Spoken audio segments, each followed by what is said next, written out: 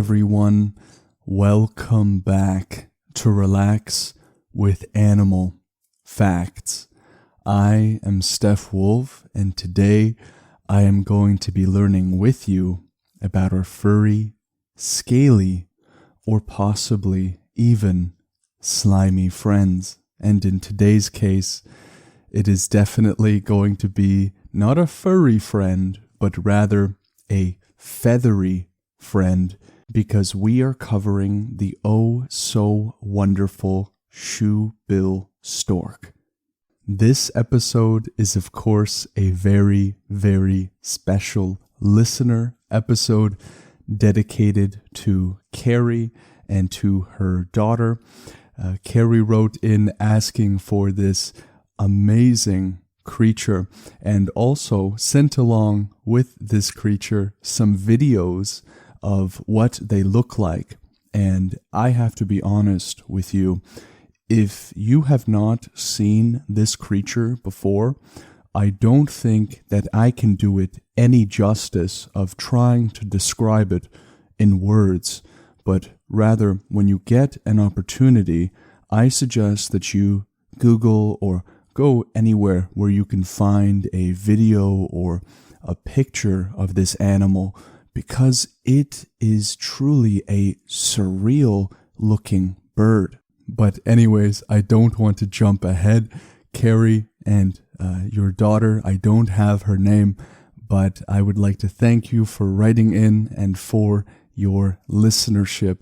If you want to request an animal like the Shoebill Stork that you think is super cool and you want to learn about it, please send either a message to relaxwithanimalfacts@gmail.com, or you can also send an email to relaxwithanimalfacts@gmail.com. You can also send a carrier pigeon. That is entirely up to you, and I have a guarantee on this podcast that if I ever receive an animal request via carrier pigeon, that one is going to the top of the list. And for any of you wondering how it works in terms of choosing animals and things like that, it really is not a chronological thing where I choose the earliest submission and then it goes forward like that. I might choose a submission that I get the day before. So please send your animals in, and because sometimes I get lost in the pile, for those of you that have sent your suggestions some time ago, go ahead and send it to me again. I look forward to hearing from you anyways. And any of you that want to skip the introduction, in the description is the timestamp as to when I finish rambling and talking with you guys. So for those of you that want to get straight to the meat, straight to the facts, you can go ahead and look in the description and see where the episode starts. But make sure that you don't skip the sound of the animal that is coming up. You don't want to miss it. But let me go to a review that was written via Apple Podcasts. This review was written by Rotten Skeever Meat, and Rotten Skeever Meat wrote in via Apple Podcasts. I don't entirely know what the username means, but regardless, the person that is writing it, thank you for writing all the way from the United States of America. And this listener writes, I love, with a lot of O's, I love this podcast. This podcast has truly changed my night routine. I have severe anxiety at night, and with the calming voice and the fun facts about my favorite animals, it all helps me and my brain relax. I am so lucky to have discovered this and tell everyone about it any chance I get. I hope to see an episode with the Tanuki soon. Keep up the good work, and we love you. thank you for writing that wonderful review. And the tanuki is a very cool animal that will have to be covered soon in the future. And some very kind words in this review. And I hope that all of you understand that this podcast is nothing without you listening at home. If it was not for all of you listening at home, I would just be a weirdo sitting alone and reading animal facts to myself. And so what makes this show is not me or even the facts to some degree, but rather it is those of you listening that keep writing in with such wonderful reviews and other sorts of things like that keep the show going. And for those of you that have found the show useful for you in learning or sleeping or really anything, leaving a review is one of the biggest things that you can do for this show. Your listenership already means the world. Leaving a review is a kind of superfluous thing that you can do if you feel moved to do so.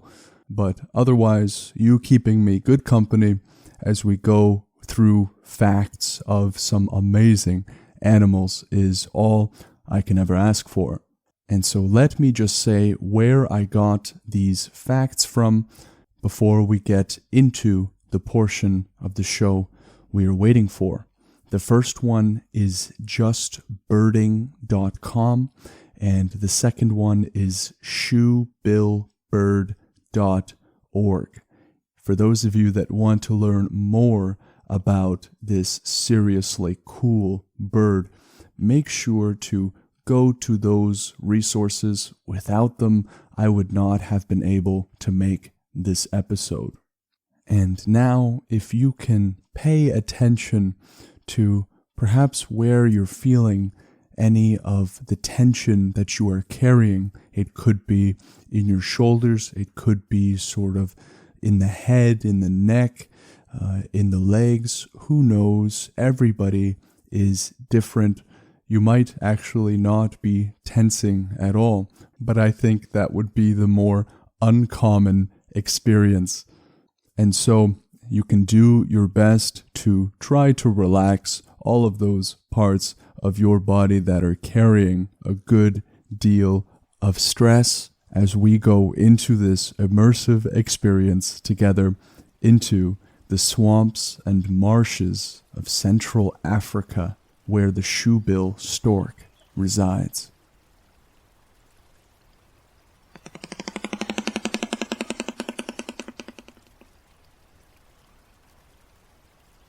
I am pretty sure that the vast majority of you who have not heard the Shoebill Stork before must be wondering, what in the world was that? While the Shoebill Stork normally stays fairly quiet, it has a few different sounds that it makes, and that sound of that hollow sort of tapping or clicking is the sound of its bill opening and closing very quickly, and some online I read have compared it to that of a machine gun. And so right off of the bat, we have a bird that is truly unique in its communication. And let me start off with the Latin name or the scientific name of this bird, because it can tell us something. The scientific name of the Shoebill Stork is Balaniceps rex, and that suffix you see there, that is rex. You might have heard that in the T-Rex, the Tyrannosaurus rex. If you don't know what that little suffix means, it means king, and it is normally given to fairly large animals that dominate in terms of size over their similar species. They exist in the swamps and marshes of Central Africa, and their strange physiology helps them with things like hunting, nesting, mating and defending their territory.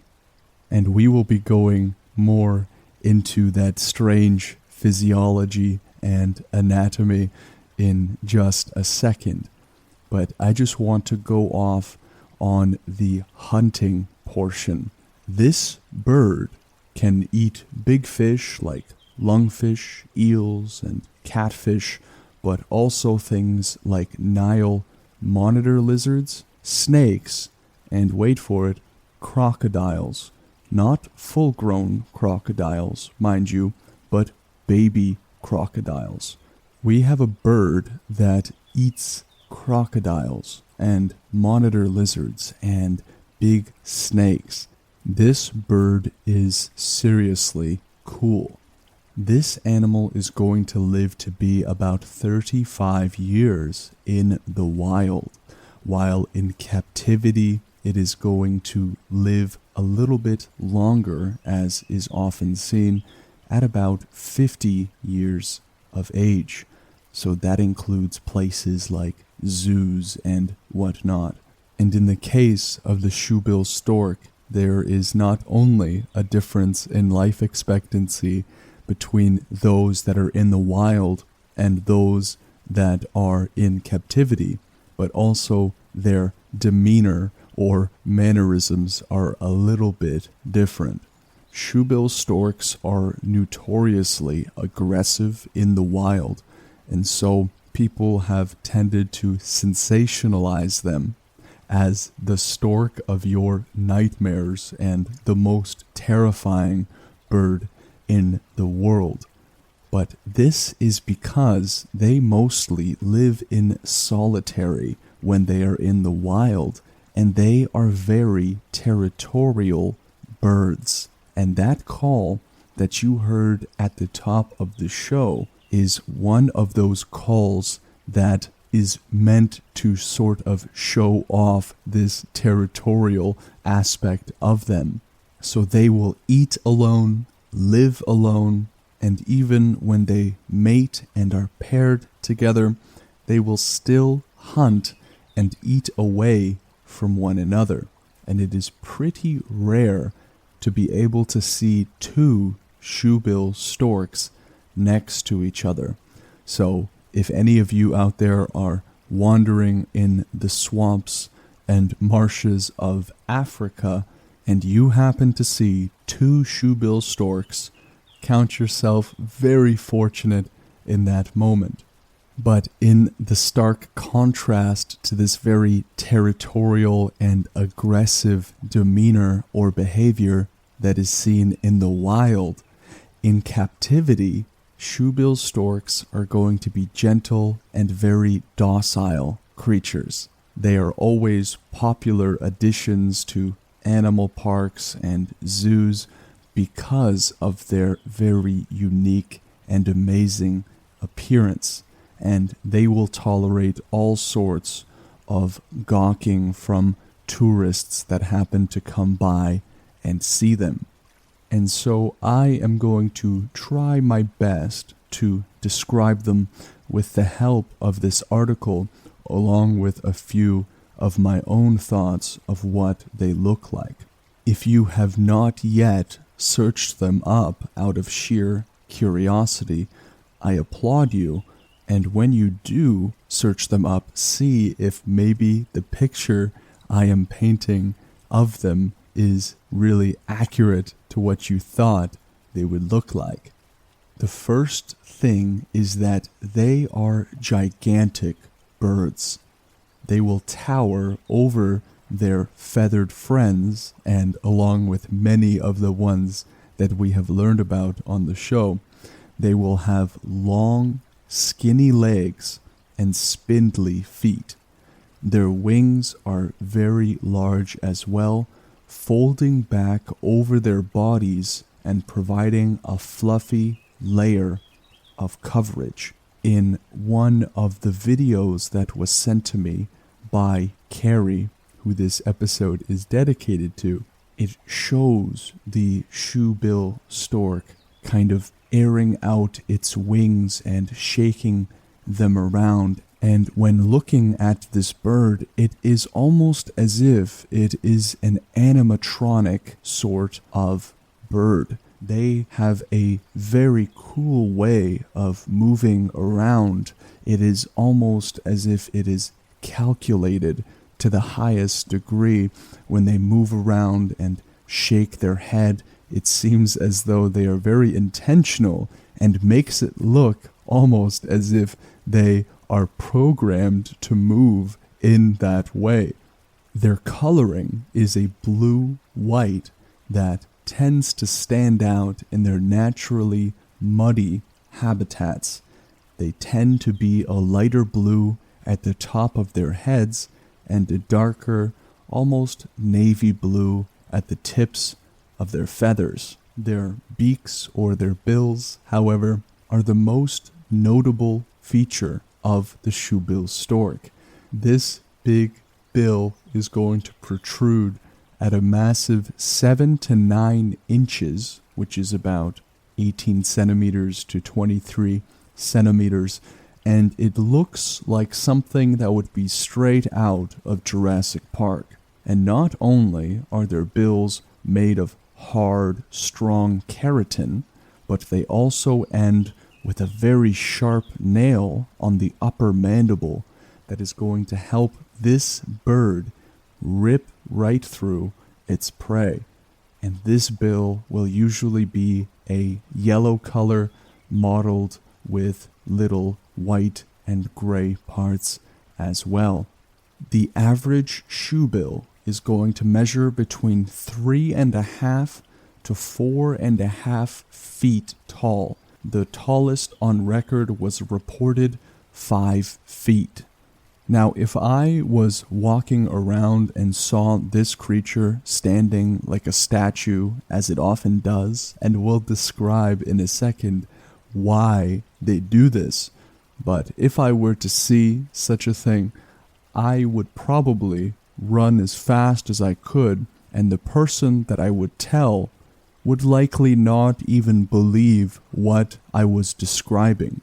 Perhaps it was my imagination, I imagine someone would tell me. But the male typically will be around 12 pounds, while the females are slightly smaller at 11 pounds.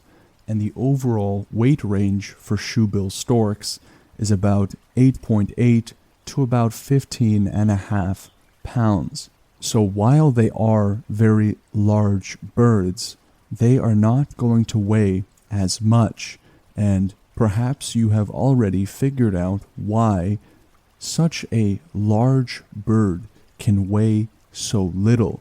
For those of you that have already listened to the flamingo podcast, you might know the answer. Well, of course, as this is a bird, they will have to weigh pretty little in comparison to what they look like, at least, to be able to stay afloat and take off to begin with. Birds are going to have hollow bones to allow them to weigh a lot less than if they had bones like you and me. But that is why they fly well, and no matter how fast we flap our arms, we're not going to take off anywhere. And even if we had such big wings as the stork has, we would not take off either. And speaking of wings, their wingspan is going to be 7.7 to 8.6 feet. The shoebill stork can stretch farther than almost everyone else that is in their genus, and they outclass both herons and hammerkops. Only pelicans have larger wings. And so if this was to fly above you, you can see how this bird would just block out the sun no problem with their huge wingspans.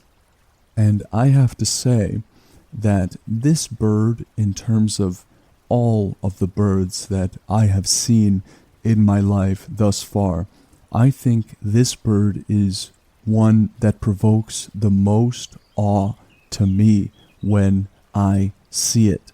It is as if something at the museum has come alive and I'm watching it on the internet.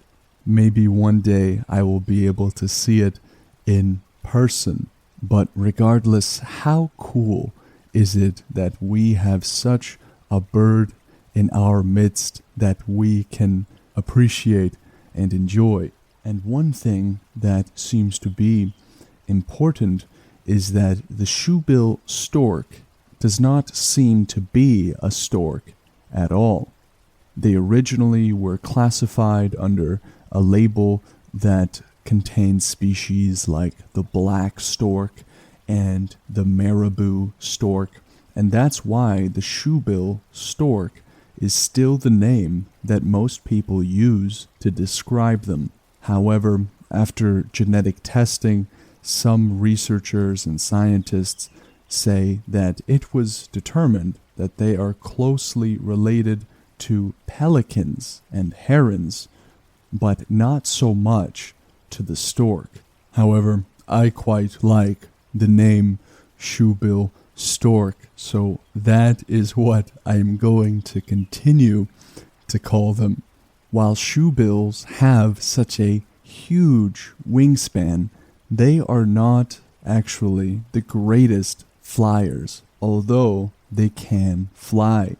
They can take to the air whenever they need to escape a bad situation or to find a new feeding ground. They just like to keep their flights low and pretty quick. They do not like altitudes of more than 1,000 feet, and they flap their wings at a rate of 150 flaps per minute, which is slower than almost every other bird in existence. Whenever they can, they prefer to glide on thermals rather than flap against air currents. So they're going to really enjoy those gusts of wind that lift them up rather than having to really tough through those energy-consuming flaps that they need to keep such a body above the ground. One thing about the shoebill is that they do not have sweat glands to keep them cool in the African sun, as me and you might have, but instead they engage in something to cool down known as gullar fluttering. This involves the vibrating of the mouth and throat muscles to encourage heat dissipation, and it is sort of like you might see your dog panting during that summer day. The shoebill is instead going to do this to do a similar kind of cooling down. And going back just a little bit, you might have remembered that I referred to the shoebill as standing very still like a statue, and they have even been nicknamed as such thanks to their lack of movement. But they aren't just lazy birds, but instead this shoebill can remain perfectly motionless for hours at a time, which will allow their senses to be fully alert and engaged and allow them to hunt more effectively. So it is not just that they are lazy birds, but rather it is a feeding strategy that is pretty effective. They also do not have too many natural predators, and I would understand why a lot of animals would not like to get into the ring with a shoebill stork, but they are still particularly vulnerable at the period of time in which they are still in their eggs. Many creatures will just snatch up these protein-rich eggs from bird nests, and hatchlings are occasionally taken as well, but only when their parents are not around. I don't know about you, but looking at that knife-like beak, I would not be reaching for their eggs anytime soon. And if you have already satisfied your curiosity and searched up what the shoebill looks like and videos of them sort of walking around, you may have seen that they like to shake their heads, and they have this sort of habit of shaking their heads back and forth. And what they are doing is something that is quite important in the wild. When they are in the water, there are sticky weeds that can cling to the prey that they're trying to consume, and they will shake their heads to get rid of it. And while it may be a meaningless habit on dry land, it seems to be something that is so ingrained in their nature that it may look like a nervous tic to anyone who doesn't know why they do it. They are not just shaking their heads at the family with the selfie stick trying to get a selfie with them, but rather it seems to be a habit that is very useful to them, but in the context of the wild. And for the last fact of the episode, and boy do I wish this was not the last fact, this is one cool animal, but I am going to say where the shoebill stork gets its name, although you might have been able to figure that one out. The shoebill stork is named after its beak. Between their size, shape, and color, these enormous mandibles can look a lot like the latest pair of clogs. And so, hence, the bill looks like a shoe, and you get the shoebill stork. These are names that I much prefer, and I think ought to be introduced also into the very challenging Latin or scientific names to make it easier on guys like me that just cannot for the life of me pronounce them. If the Latin name was something like Shoebillicus storicus, then perhaps I would have an easier time. But thankfully for the scientific community, I have absolutely no say in what they name their creatures. So thank you for joining me on today's amazing episode. I am not sure if this is the longest episode of the podcast so far, but if it is, then the shoebill stork deserves it. Thank you, Carrie, and your daughter for the wonderful suggestion for this episode. If you want to learn about a particular animal, make sure to send your request to Relax with Animal Facts on Instagram, or send an email to relaxwithanimalfacts@gmail.com. I always look forward to hearing from all of you listeners out there, and I look forward to hearing from you and learning about what animal you would like to hear on a future episode. And so thanks again for joining me on this adventure in the swamps and marshes of Africa, and I hope that you will join me on the next podcast episode with the next animal. Take care.